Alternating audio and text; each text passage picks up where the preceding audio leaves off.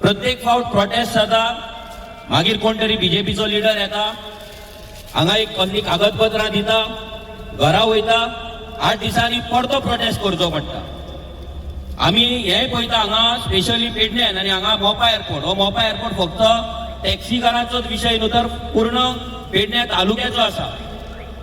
Last time सुद्धा जेन्ना सकयल हे जाल्ले, म्हाका दिसता ब्लू कॅप जाल्ले पळय तेन्ना तो प्रोटेस्ट जालो, तेन्ना हांवें सांगलें हांव परतून सांगता, जो मेरेन आमी पेडण्यातल्या सामान्य जनतेक, सामान्य गोंयकाराक ह्या प्रोटेस्टांत सहभागी करून घेयना, तो मेरेन हो सरकार अशीच दादागिरी करतलो. हे फक्त टॅक्सीकारां पुरती मर्यादीत रावपाक जायना, हांगासल्यो नोकऱ्यो आमकां मेळपाक जाय.